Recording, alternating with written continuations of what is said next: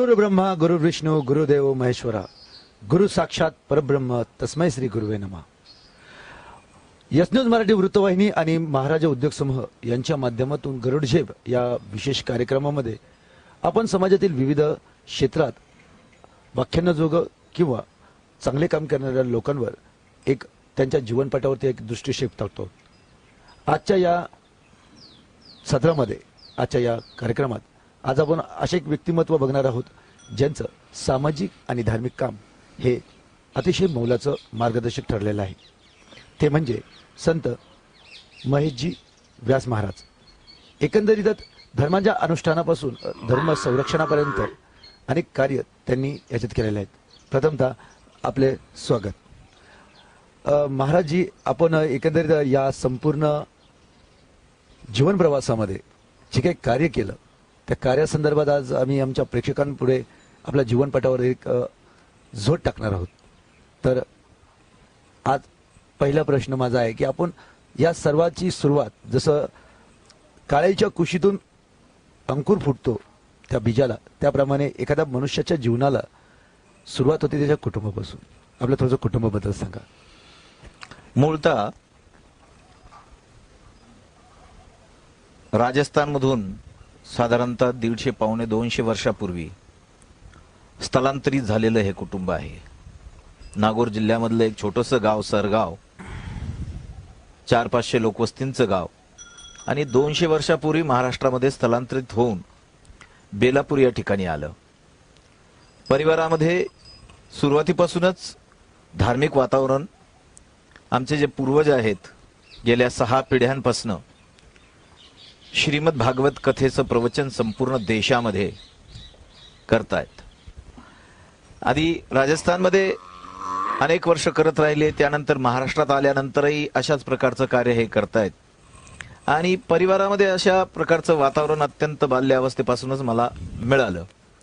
माझे आजोबा स्वर्गीय पंडित त्र्यंबकराजजी व्यास हे ज्योतिष, पुराण आणि आयुर्वेदाचे खूप मोठे ज्ञानी असे सत्पुरुष होते।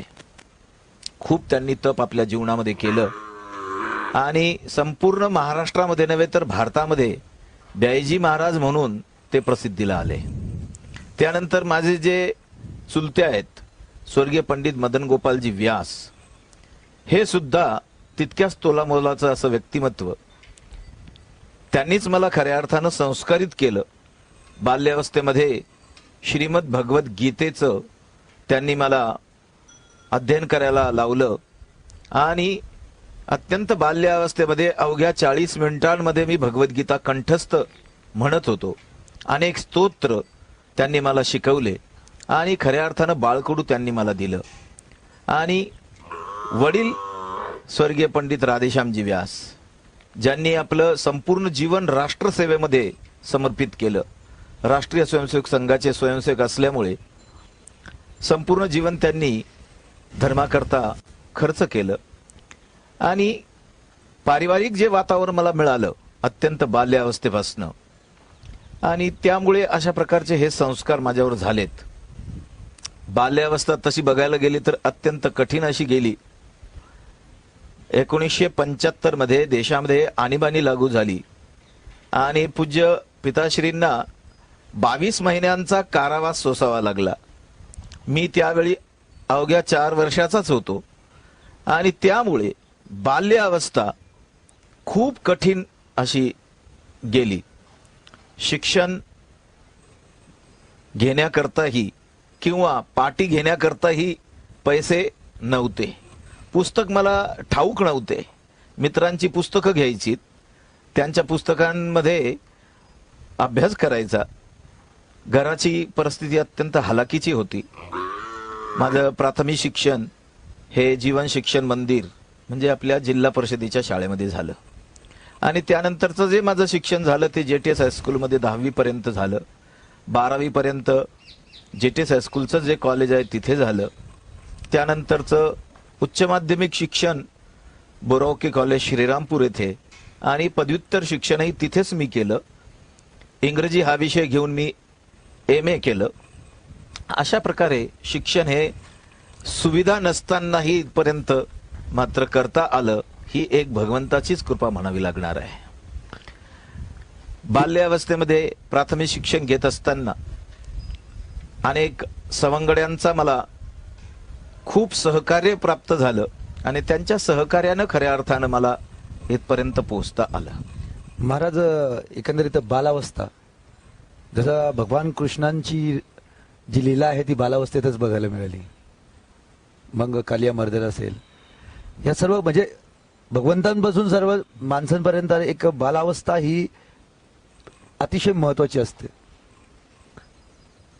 आज एक संत म्हणून, एक प्रवचनकार, एक धार्मिक अनुष्ठानित व्यक्ती म्हणून तुम्ही वावरताना त्यांच्या बालपणात असे काही आठवणी आहेत का ज्या आजही कधी आठवला तर डोळ्यासमोर म्हणजे ते हास्य निर्माण होतं किंवा थकवा निघून जातो?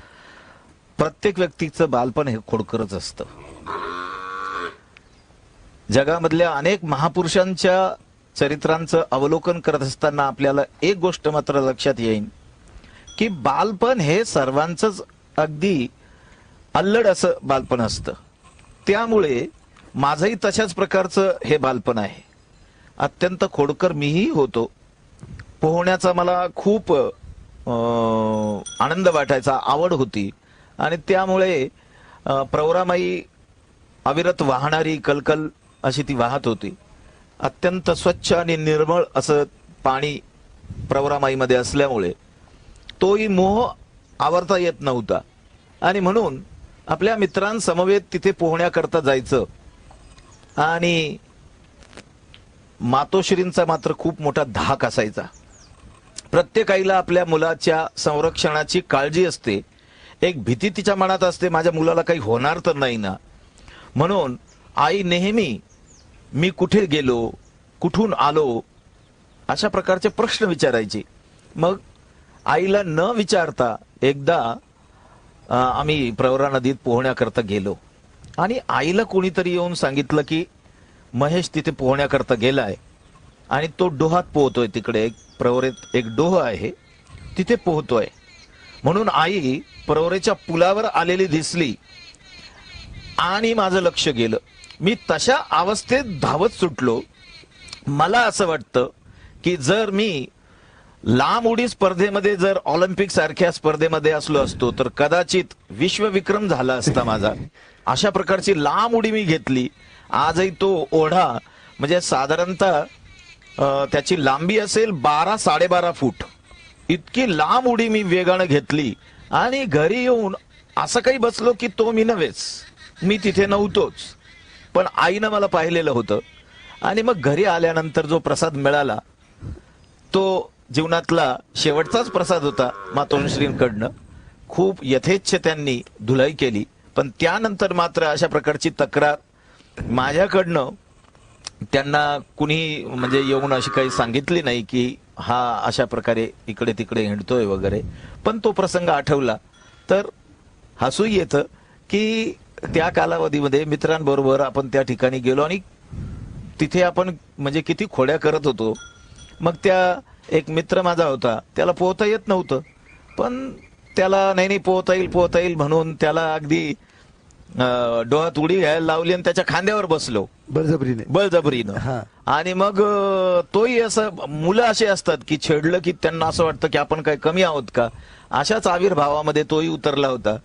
पण जेव्हा त्याच्या लक्षात आलं की आपण आता बुडणार आहोत, म्हणून मग त्याचा जो स्वतःला वाचवण्याचा जो एक प्रयत्न होता, आरडा ओरड वगैरे, हे असे अनेक प्रसंग आहेत की त्या गोष्टींचं स्मरण झालं की एक वेगळा आनंद मनाला वाटतो. बालावस्था, या बालावस्थेत सगळ्यात महत्वाची गोष्ट आहे की कोणत्याच विद्यार्थी दशेमध्ये म्हणजे 100पैकी 90 जे बालावस्थेतले मुलं असतात त्यांना अभ्यास आवडतच नाही. बरोबर आहे. आपलं कशी रुची होती अभ्यासक्रमामध्ये किंवा अभ्यासासंदर्भात? मूळतः घरामध्ये अभ्यास जो होता त्या बाबतीमध्ये एक परिपाठ असा होता. आमचे जे चुलते होते ते अभ्यासाकडे सगळ्या घरातल्या मुलांचं बारकाईनं त्यांचं लक्ष होतं, सगळ्या मुलांकडे. आणि त्यामुळे सायंकाळ झाली की दिवसभरामध्ये आपण काय अभ्यास केला याचा हिशोब त्यांना द्यावा लागायचा. त्यामुळे जो रोजचा अभ्यास आहे तो नीटनेटका आम्ही अत्यंत काळजीपूर्वक करत होतो. कारण आधी लेखीपेक्षा वाचन किती केलं आणि किती पाठ झालं या गोष्टीकडे त्यांचं बारकाईनं लक्ष असायचं. म्हणून दिवसभरामध्ये शाळा सुटल्यानंतर मात्र जो अभ्यास आपल्याला दिलेला आहे तो आधी काळजीपूर्वक करत होतो आणि नंतरच घरातनं बाहेर आम्ही खेळण्याकरता पडत होतो.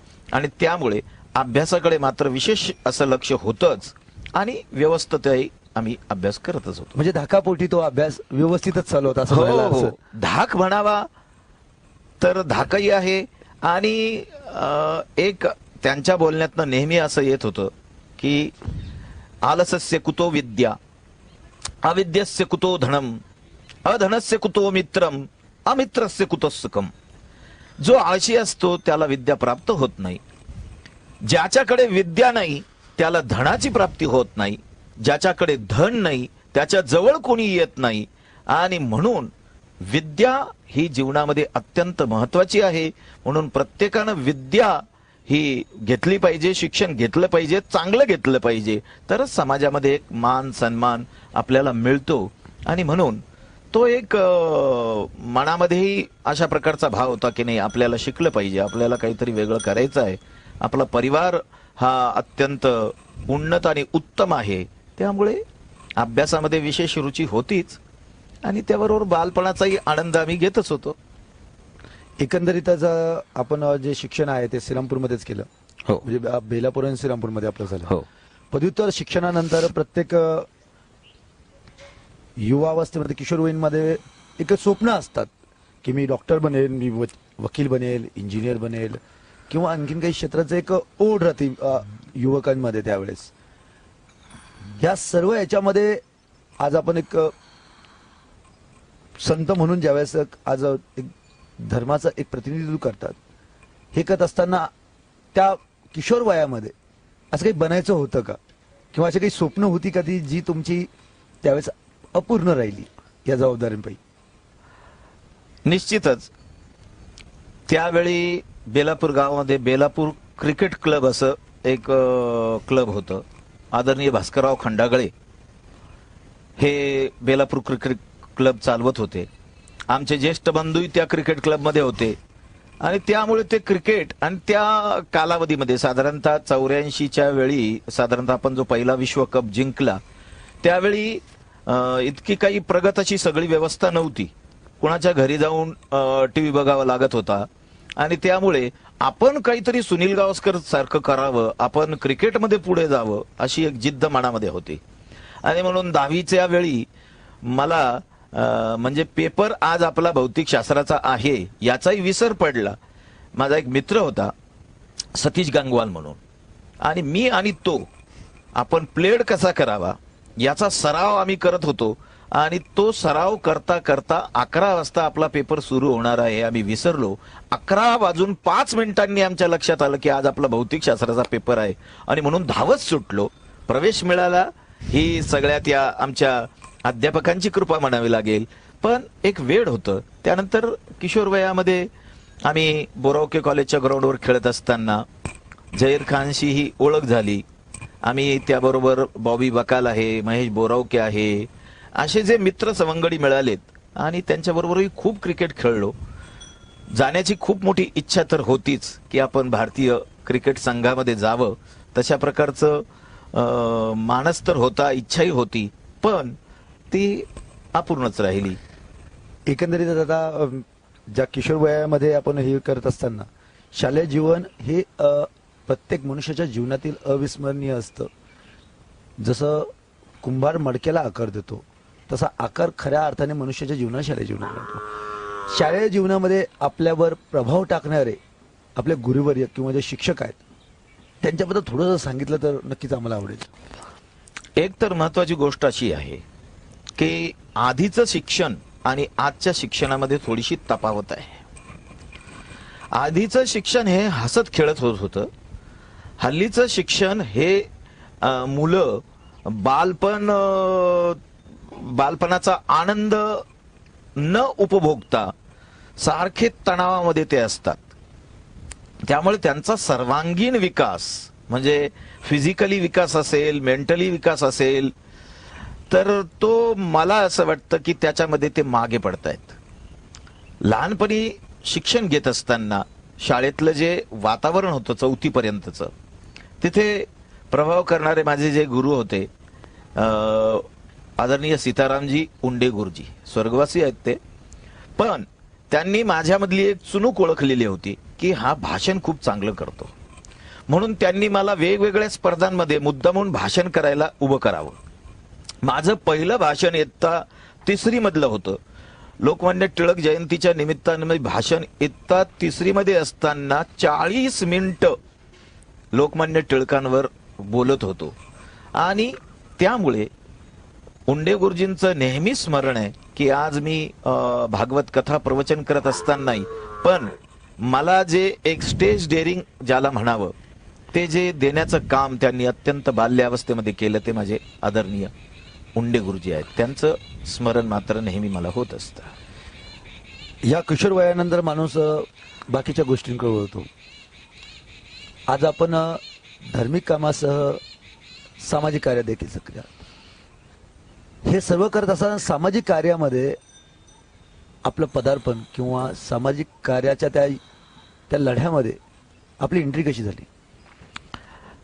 मूळतः परिवारामध्ये राष्ट्रीय स्वयंसेवक संघाची शाखा, वडील हे संघ शाखेमध्ये अत्यंत कार्यरत असलेलं व्यक्तिमत्व, म्हणजे बेलापूर गावातल्या प्रत्येक घरातनं एक एक मुलाला त्यांनी संघस्थानावर आणावं.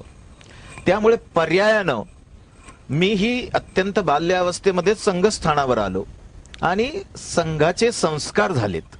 आपण या समाजाचं काहीतरी देणं लागतो, आपण या देशाचं काहीतरी देणं लागतो, आणि म्हणून समाज हित आणि देशहित याचं बाळकडू मिळालेलं असल्यामुळे ते एक तो एक तशा प्रकारचा विचार नेहमीच मनामध्ये होता.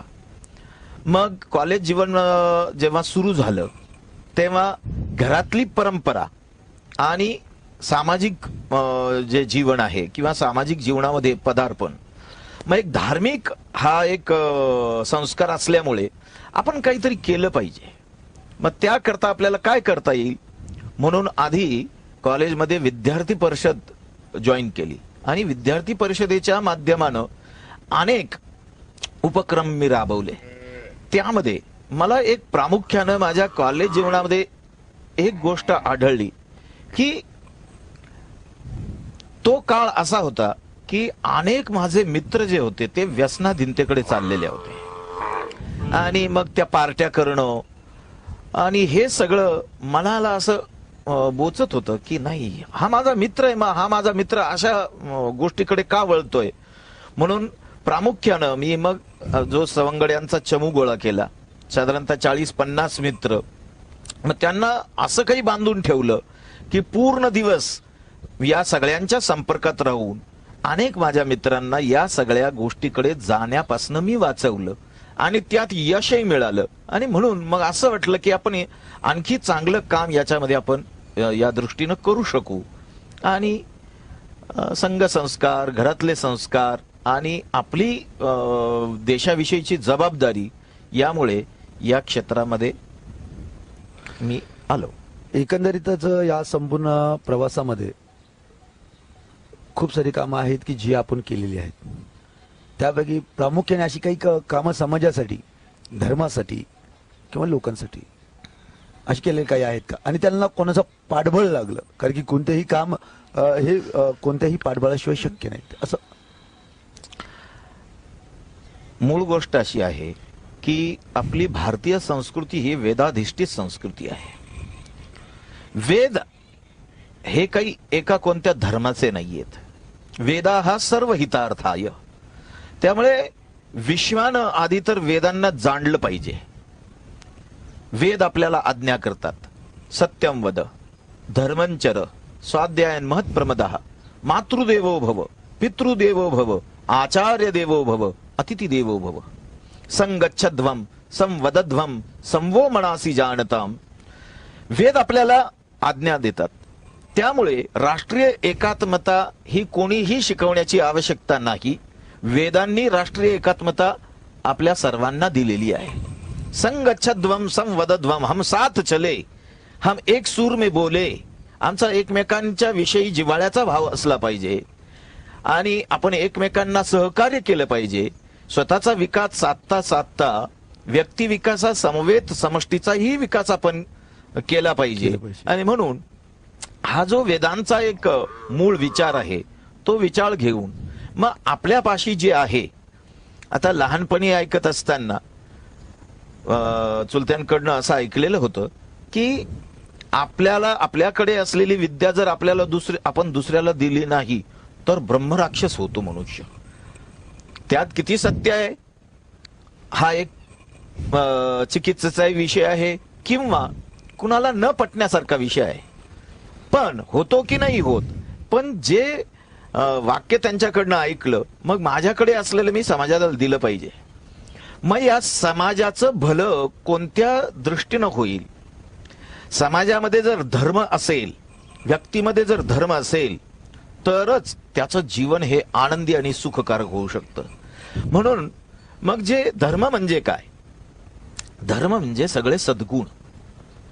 मग माझ्याकडे असलेलं मी समाजाला दिलं पाहिजे आणि आपल्या विकासातनं समाजातल्या व्यक्तींचा विकास आपण केला पाहिजे. म्हणून मी एक सतत प्रयत्न करत राहिलो अत्यंत बाल्यावस्थेपासून की माझे जे लहानपणी सवंगडी होते त्यांना भगवद्गीता शिकवायचो. मंदिरामध्ये जिथे जागा मिळेल तिथे त्यांच्या बरोबर संवाद करत असताना छत्रपती शिवाजी महाराज, भगवान श्रीकृष्ण, स्वामी विवेकानंद, संभाजी महाराज अशा प्रकारचे चरित्र त्यांच्याशी संवाद करत असताना हसत खेळत त्यांना मी सांगत असायचो. आणि मग हे करत असतानाही अनेक जवळपासच्या खेड्यांमध्ये जाऊन इथे केशवगोविंद बाडामध्ये अनेक मातांना मी भगवद्गीतेचे 6 अध्याय शिकवलेत. त्यानंतर तिथे गेल्या 8-10 वर्षांपासून हनुमान चालिसा दर शनिवारी तिथल्या 100-150 मुलांना एकत्रित करून हनुमान चालिसेचं पठण करायला लावलं आणि त्याबरोबर त्यांना नैतिक संस्कारही देण्याचा प्रयत्न केला. पण हे सगळं करत असतानाही माझ्या कार्यव्यस्ततेमुळे मला आता मात्र इतका वेळ देता येत नाही.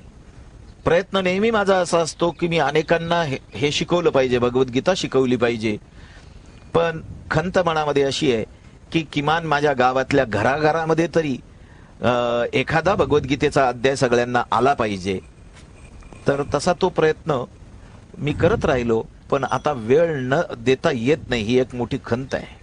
खंत खंत ह्या खंत शब्दाचा पुढचा प्रश्न मी तुम्हाला असं विचारतो की या वेळेच्या व्यस्ततेमुळे किंवा कामाच्या व्याप्तीमुळे प्रत्येक यशस्वी पुरुषाच्या मागे एक स्त्री असते, जिला अर्धांगिनी, भार्या अशा अनेक शब्दांनी प्रबोधलं जातं. तर आपण हे करत असताना आपल्या कुटुंबाला किती आपण वेळ दिला किंवा अशी काही खंत आहे का की नाही हे राहूनच गेलं? अगदी बरोबर आहे. एक यशस्वी पुरुषाच्या मागे निश्चित स्त्री असते. तर त्या यशस्वी पुरुषाच्या मागे असलेली पहिली स्त्री म्हणजे तिची माता आहे. पत्नी तर आहेच आहे, माता ही पहिला गुरु अशी मानली गेलेली आहे. त्यामुळे की एक खंत अशी आहे की आईची सेवा करण्याची खूप तीव्र इच्छा आहे, असते सुद्धा, पण तितका वेळ मी आई करता देऊ शकत नाही. ही एक मोठी खंत आहे. जेव्हा जेव्हा मी कार्यक्रमाव्यतिरिक्त घरी असतो तेव्हा तेव्हा मी आईकडे जाऊन तिची विचारपूस करून मग तिला काय हवं आहे, तिची काय इच्छा आहे. प्रत्येक मातेची इच्छा एकच असते की माझा मुलगा सुखी असावा. तिच्या मुखातनं नेहमी मला एकच शब्द, एकच वाक्य नेहमी ऐकायला मिळतं, काही नाही बेटा, सगळं आहे, तू स्वस्थ राहा. त्यानंतर पत्नी आहे. यशस्वी पुरुषाच्या मागे निश्चित पत्नी असते. कोणताही व्यक्ती आपल्या जीवनामध्ये यश तेव्हा संपादन करू शकतो जेव्हा घरातली अर्धांगिनी त्याच्या कार्यव्यस्ततेमध्ये घर सांभाळत असते. त्यामुळे माझ्या अर्धांगिनीचा या माझ्या सगळ्या यशामध्ये खूप मोठा सिंहाचा असा वाटा आहे. ती दोनही मुलांचा खूप चांगल्या पद्धतीने सांभाळ करते. अत्यंत आधुनिक घरातनं आलेली, म्हणजे जिथे आधुनिक विचार आहेत अशा आधुनिक विचारांच्या घरातनं येऊन तिने माझ्या घरातले हे जे सगळे प्राचीन विचार आहेत हे स्वीकारलेत. म्हणजे ते असे स्वीकारलेत की तिचं बालपण, अल्लडपण ते सगळं विसरून गेली आणि माझ्या परिवाराच्या संस्कृतीमध्ये अशी मिसळून गेली की की मला कधीच या गोष्टीवर म्हणजे तक्रार करताच आली नाही, करावीच लागली नाही. अशा प्रकारे तिनं ते सगळं स्वीकारलं आणि खूप चांगल्या पद्धतीनं माझा इतका मोठा परिवार ती सांभाळते. खऱ्या अर्थानं खंत अशी आहे की प्रत्येक स्त्रीच्या मनामध्ये अनेक इच्छा असतात की आपण आपल्या पती समवेत कुठेतरी फिरायला जावं, कुठल्या तरी हिल स्टेशनवर जावं, कुठेतरी लांब जावं फिरायला. पण माझ्या व्यस्ततेमुळे मी इतका वेळ लग्न झाल्यापासून देऊ शकलो नाही. ही मात्र कायमची खंत आहे की कुठल्याही हिल स्टेशनवर मला जाता आलं नाही.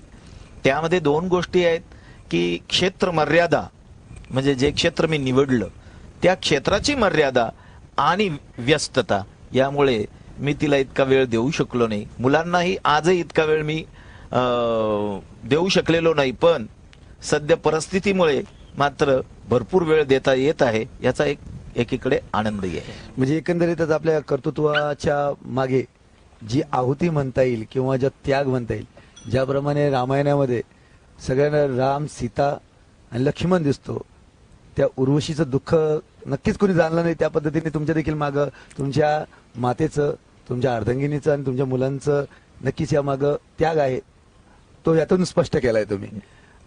महाराज, आता आपण उत्तराकडे वळतो आहोत. यामध्ये अशी काही कामं आहेत की जी समाजासाठी करायची होती, राजकीय दडपण म्हणा, सामाजिक दडपण म्हणा, परिस्थितीचं अनुकूलता म्हणा, किंवा कदाचित वेळेला न मिळालेली साथ म्हणा, की जी कामं आज या परिस्थितीत तुमच्याकडे तुमच्या या संपूर्ण जीवनचक्रामध्ये प्रवासामध्ये राहिली आहेत. असं काही काम आहे का, आणि ती वेळ पडली तर पुढील येत्या काळात आपण पुढे करणार आहात?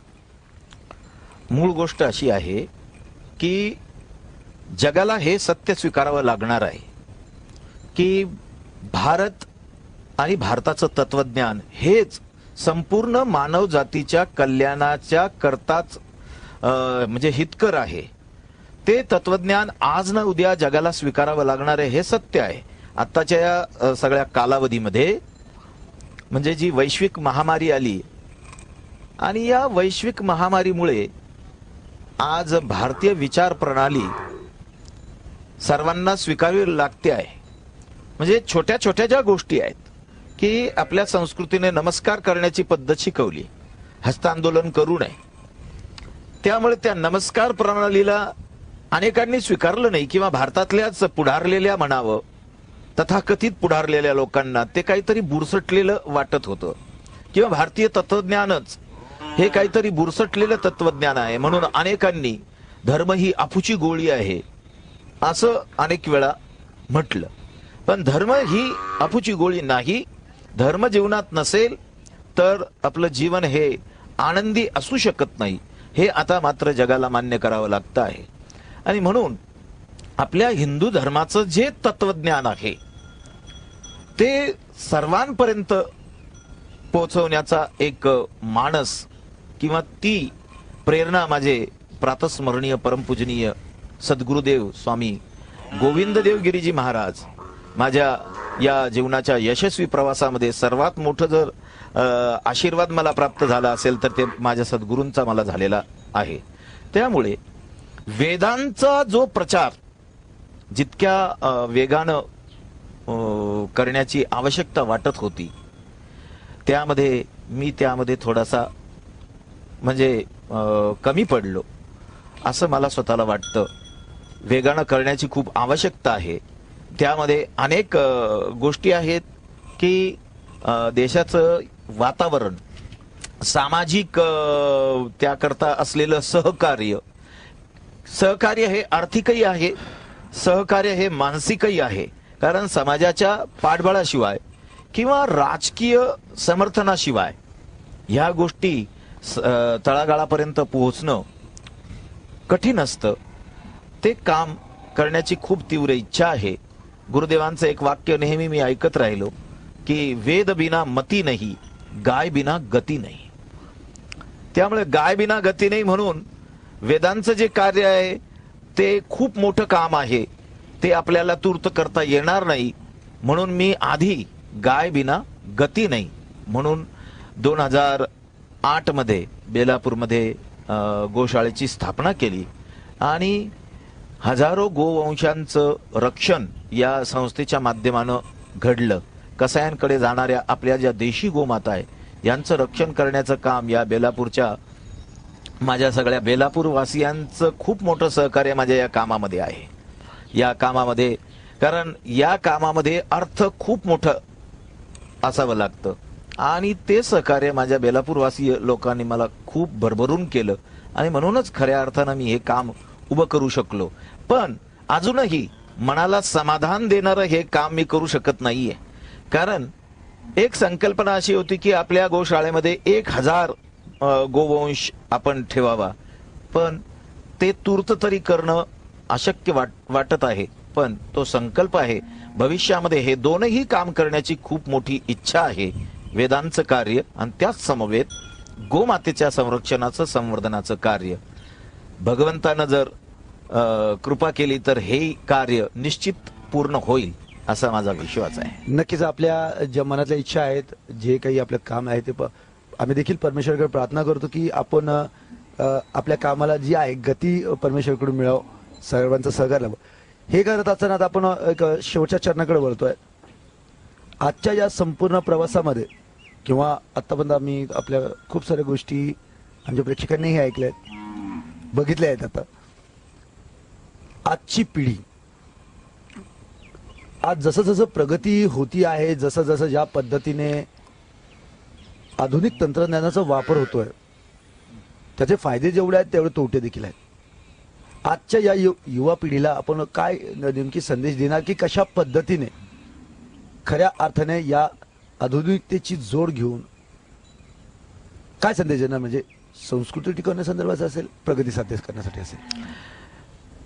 जीवन हे नुसतं जगायचं नसतं, तर ते विवेकपूर्ण जगायचं असतं. आधुनिक पिढीला निश्चित हे लक्षात घ्यावं लागणार आहे. हल्लीच्या पिढीचं एक जे तत्वज्ञान समाजामध्ये वावरत असताना लक्षात येतं की ईट ड्रिंक बी मेरी, खाओ पिओ मौज मजा करो, याच्याकरताच आपल्याला जीवन मिळालं. अशा प्रकारचं ही जिजीविषा हे तत्वज्ञान भारताचं नाही. भारताचं तत्वज्ञान हे विजिगिषू तत्वज्ञान आहे की मी माझं जीवन अत्यंत उन्नत असं जगणार आहे. म्हणजे नुसती इकॉनॉमिकल माझी डेव्हलपमेंट आहे आणि माझ्या शरीराला अनेक रोगांनी ग्रसलेलं आहे, अनेक व्यसनांमध्ये मी बरबटला गेलेलो आहे आणि डिप्रेशनमध्ये जाऊन शेवटी मी आत्महत्यापर्यंत पोहोचलो आहे. हल्लीच्या समाजातलं चित्र हे आहे. त्यामुळे आपली संस्कृती ही अत्यंत श्रेष्ठ संस्कृती आहे आणि त्या संस्कृतीचंच अनुकरण करण्यामध्येच माझं हित आहे आणि मी सुखी होऊ शकतो. आधी तर पाश्चिमात्य संस्कृतीनं मी सुखी होईल अशा प्रकारचा जो चुकीचा विचार किंवा न्यूनगंड हल्लीच्या पिढीनं स्वीकारला तो बदलावा लागणार आहे. आणि माझी संस्कृती ही श्रेष्ठ संस्कृती आहे. माझी संस्कृती श्रेष्ठ संस्कृती आहे हे कळण्याकरता म्हणून मला माझ्या संस्कृतीतले जे ग्रंथ आहेत ते मला त्यांचा परिचय करून घ्यावा लागेल, वाचावा लागेल. कारण फक्त आध्यात्मिक दृष्टीनं आपण आपल्या धर्मग्रंथांकडे न बघता त्या धर्मग्रंथांमध्ये विज्ञान आहे, ते विज्ञान शोधलं पाहिजे. त्यामुळे जगामधले जितके काही शोध आहे ते आता सप्रमाण सिद्ध होत आहे की समजा विमानाचा शोध हा कुठल्या तरी पाश्चिमात्य राईड बंधूंनी लावला असा काहीतरी इतिहास सांगितला जातो, शिकवला जातो. पण जर आपल्या ग्रंथांचा अभ्यास केला तर विमानाचा शोध लावणारा या धर्तीवर पहिला महामानव जर असेल तर ते आमचे महर्षी भरद्वाज आहेत. त्यामुळे आता नासानं सुद्धा त्यांच्या विमानशास्त्र या ग्रंथाची मागणी केली आहे. इलेक्ट्रिसिटीचा शोध लावणारा कोणताही पाश्चिमात्य महामानव नाही, तर विद्युत शोधणारा पहिला महामानव आमचे महर्षी अगस्ती आहेत. विद्युत संहिता नावाचा त्यांचा ग्रंथ आहे. गुरुत्वाकर्षणाचा सिद्धांत सांगणारा कोणताही न्यूटन हा नाही, तर गुरुत्वाकर्षणाचा सिद्धांत सांगणारा महामानव जर कोण असेल तर भास्कराचार्य आहे. जगाला शून्य देणारा हा आर्यभट्ट आहे. आणि त्यामुळे आपली संस्कृती ही उदात्त संस्कृती आहे, विजिगीषू संस्कृती आहे. आणि म्हणून मनुस्मृतीमध्ये जो एक श्लोक आहे, हा भारत देश इतका प्रगत देश होता म्हणून मनु महाराजांनी लिहिलं, एतद् देश प्रसूतस्य सकाशादग्रजन्मना स्वम स्वम चरित्रम शिक्षेरन पृथिव्यान सर्व मानवा. त्यामुळे प्राचीन भारतामध्ये तक्षशिला, नालंदा सारखी मोठमोठी विद्यापीठ होती की जगातल्या प्रत्येक क्षेत्रातलं ज्ञान त्या विद्यापीठांमध्ये शिकता येत होतं. आणि जगातल्या अनेक देशातले विद्यार्थी भारतामध्ये येऊन या सगळ्या क्षेत्रातलं ज्ञान तिथे ते शिकत होते, घेत होते. अशा प्रकारची आपली ही इतकी श्रेष्ठ संस्कृती आहे. त्यामुळे पाश्चिमात्य संस्कृतीचं अंधानुकरण न करता डोळसपणे अत्यंत बारकाईनं माझी संस्कृती ही श्रेष्ठ संस्कृती आहे, तिला मला जाणून घेतलं पाहिजे आणि तीच माझ्या जीवनाच्या करता खरंच श्रेष्ठ आणि उद्धारक अशी आहे. त्यामुळे आपल्या संस्कृतीच्या नियमांचं पालन प्रत्येकानं केलं पाहिजे. हल्ली आज एक दृश्य या कोरोनाच्या कालावधीमध्ये 1.5 महिना 2 महिने लॉकडाऊन नंतर व्यापार आंशिक सुरू झाले, पण एक खंत संपूर्ण भारतामध्ये एक दृश्य बघायला मिळालं की देव मंदिरांमध्ये गर्दी व्हायला हवी होती. त्यानंतर वाचनालय कधी उघडतील त्या वाचनालयांकरता गर्दी व्हायला हवी होती, पण अशा ठिकाणी गर्दी न होता कित्येक किलोमीटरच्या रांगा आज त्या व्यसनाकरता लागलेल्या आहेत. हे दृश्य भारताच्या भविष्याकरता अत्यंत घातक असं दृश्य आहे. हे दृश्य बदललं पाहिजे आणि हे दृश्य भारतीय विचार प्रणालीचा स्वीकार केल्याशिवाय शक्य होणार नाही. या युवकांना बदलण्यापेक्षा बालकांना सुसंस्कारित केलं म्हणजे हे भविष्यातलं दृश्य बदलणार आहे. आणि म्हणून हे जे सगळं चाललेलं आहे, सायन्स, विज्ञान हा शापही आहे आणि आशीर्वादही आहे. हा शाप तेव्हा ठरेल जेव्हा आपण विज्ञानाचा दुरुपयोग करू. आपण मोबाईलवर काय बघितलं पाहिजे. मोबाईल हल्ली युवक 24 तास रात्री 1:30, 2:00, 2:30 वाजेपर्यंत मोबाईलवर असतात. ते फेसबुक बघता बघता, फेसबुक म्हणजे मुखग्रंथ, ते मुखग्रंथ बघता बघता जीवन ग्रंथ बिघडायला लागला. आणि त्यामुळे आपण त्याचा किती स्वीकार केला पाहिजे, किती वापर केला पाहिजे, त्याचा जर एखाद्या व्यक्तीला आपल्या जीवनामध्ये यशाचं शिखर गाठायचं असेल तर या मोहाचा त्याग त्याला करावा लागणार आहे. हा मोह जर टाळला नाही तर जीवन हे सर्वांगीण जीवनाचा विकास होऊ शकत नाही व्यक्तीच्या. आणि म्हणून हा मोह टाळला पाहिजे. जितका आवश्यक त्याचा उपयोग आहे तो केलाच पाहिजे, पण अतिरेक होता कामा नये. आज अनेक प्रकारचे त्यामध्ये वेगवेगळे ऍप्स आहेत, अनेक त्याच्यामध्ये आहेत. तर मला असं वाटतं की भारताच्या भविष्याकरता हे चित्र मात्र योग्य नाही आहे, ते बदललं पाहिजे. आपली धार्मिक संस्कृती आहे म्हणून प्रत्येक मातापित्याचं कर्तव्य असं आहे की आपल्या मुलांना आपण सुशिक्षित करण्यापेक्षाही सुसंस्कारित करण्याची आवश्यकता आहे. आज समाज सुशिक्षित होत आहे पण सुसंस्कारित नसल्यामुळे निर्भयासारखं प्रकरण या देशामध्ये होतं. ज्या देशामध्ये वेदांनी आज्ञा केली मातृदेवो भव, त्या भारत देशामध्ये राम आणि कृष्ण आणि छत्रपती शिवाजी महाराजांच्या देशामध्ये एखाद्या अबलेवर अशा प्रकारचा अत्याचार होणं ही भारताच्या संस्कृतीला लागलेला हा मोठा कलंक आहे. असे जे दृश्य वारंवार समोर येतात ते मात्र बदलावे लागणार आहेत आणि ते फक्त भारतीय संस्कृतीचा आणि अध्यात्माचा वारसा स्वीकारूनच बदलता येईल. त्यामुळे मला एक स्वामी विवेकानंदांचं वाक्य या निमित्तानं सांगावंसं वाटतं. 100 वर्षापूर्वी स्वामी विवेकानंदांनी म्हटलं होतं, India becomes immortal India becomes immortal if she persists in her search for God. If she takes politics, she will die. Bharat माता ही श्रेष्ठ आहे, श्रेष्ठ असणारच आहे. जगद्गुरु होती, जगद्गुरुच असणार आहे. पण भारतीय लोकांनी जर संस्कृतीचा त्याग केला भारतीय, तर भारत माता ही मृत झाल्याशिवाय राहणार नाही. त्यामुळे हल्लीचं वातावरण बघताना असं वाटतं की या स्वामी विवेकानंदांच्या त्या विचाराची खरंच या समाजाला खूप मोठी आवश्यकता आहे आणि त्या दृष्टीनंच सर्व लोकांनी प्रयत्न केला पाहिजे. जगाला सुधारवण्यापेक्षाही आपल्या घरापासून आपण सुरुवात केली पाहिजे. आपल्या घरापेक्षाही आपल्या स्वतःपासून आपण सुरुवात केली पाहिजे. त्यामुळे वर्षातनं आपण एक ऑडिट करतो आपल्या व्यापाराचं. 31 मार्च हे आपल्या व्यापाराचं शेवटचा दिवस असतो आणि मग आपण आपल्या वर्षभराच्या व्यापाराचं ऑडिट करतो. किती आपण तोट्यात आहोत, किती आपण फायद्यात आहोत.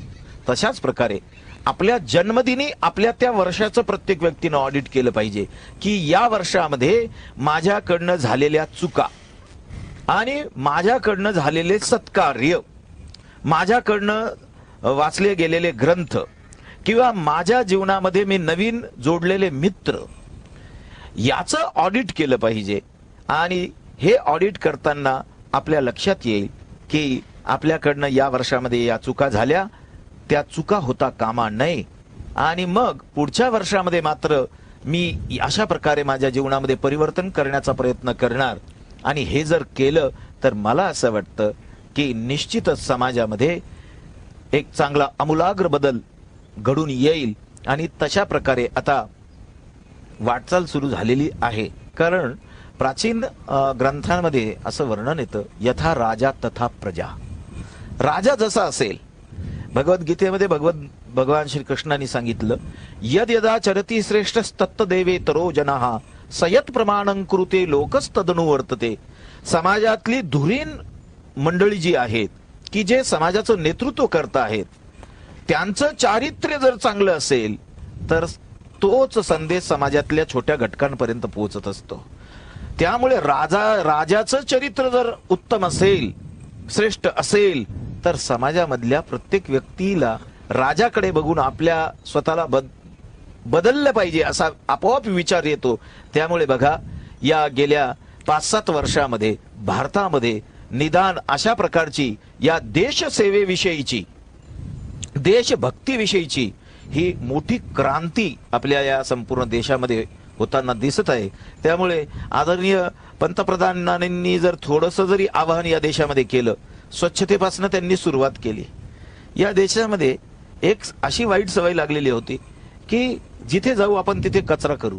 आता मात्र लोक इतके सजग झालेले आहेत की नाही, कचरा केल्यानं रोगराई आपल्यामुळेच वाढणार आहे. त्यामुळे आता स्वतःच स्वच्छ लोक राहत आहेत, स्वच्छता परिसरातली ठेवण्याचा प्रयत्न करत आहेत आणि आपल्या देशाच्या संपत्तीला आपल्याकडनं हानी होणार नाही त्याची काळजी आपण केली पाहिजे. अशा प्रकारचा वर्गही या देशामध्ये तयार झाला आणि त्यामध्ये आनंद या गोष्टीचा आहे की कोणत्याही देशाचं भविष्य हे त्या देशातले युवक असतात आणि त्यामुळे या देशातला युवकच आता बदलत आहे. त्यामुळे भारताचा भविष्य काळ हा अत्यंत उज्ज्वल असणार आहे, यात मला अजिबात शंका वाटत नाही. या सगळ्या देशाच्या वातावरणाच्या अनुकूलतेकरता म्हणून अनेक संघटना अत्यंत मोलाचं असं कार्य करतायत.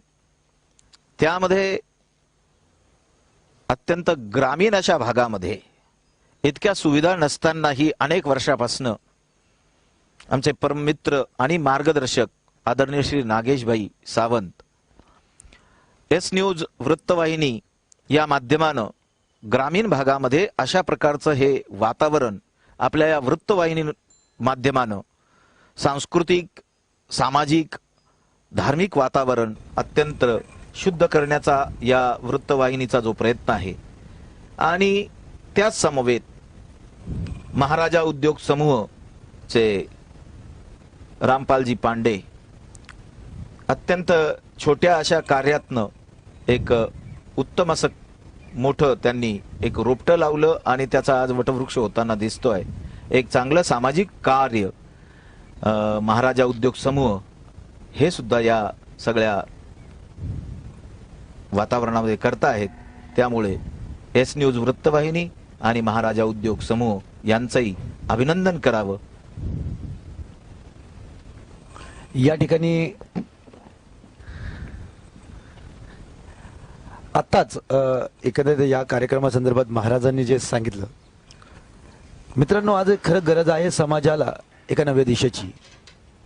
या आधुनिकतेच्या जोडीला संस्कृती आणि धर्माची, या संदर्भात आज महाराजांचे विचार आपण या यशवंत मराठी वृत्तवाहिनी आणि महाराजा उद्योग समूह यांच्या संयुक्त विद्यमानाने चालू झालेल्या या आपल्या गरुड झेप या कार्यक्रमामध्ये या समाजातील आणखीन अशा नवीन घटकांशी आपण त्यांचे विचार ऐकून घेणार आहोत.